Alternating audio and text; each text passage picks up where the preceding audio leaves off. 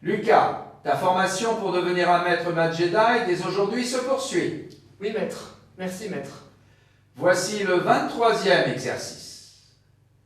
Les entiers a, b et c étant strictement positifs, on considère les trois fractions irréductibles 2a sur b, a sur c et a sur bc. Déterminez a, b et c pour que la somme des trois fractions soit égale à 1. À réfléchir là-dessus, t'employer, tu dois. Il y a 3 inconnus et une seule information. C'est peu. Avec les nombres entiers, moins d'informations que d'inconnus, un problème n'est pas toujours. Mais ce ne sont pas seulement des entiers, mais des fractions. Se ramener à des entiers, facilement tu peux.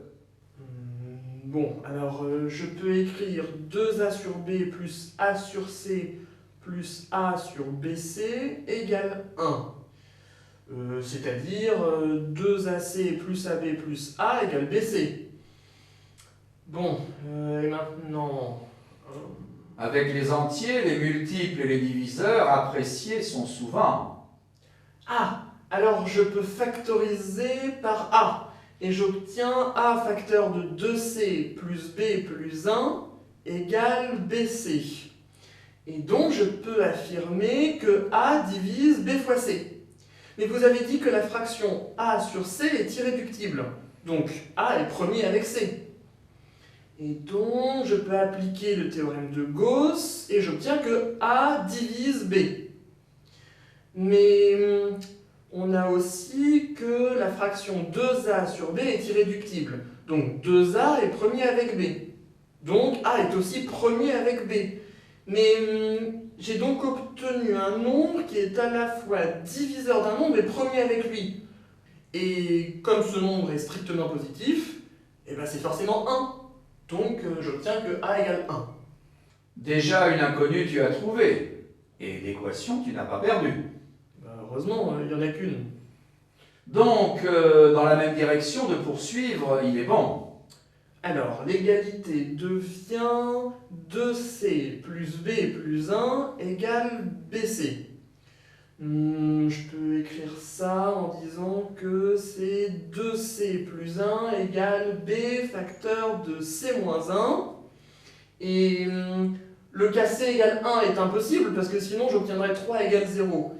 Et donc je peux écrire b égale 2c plus 1, le tout divisé par c moins 1.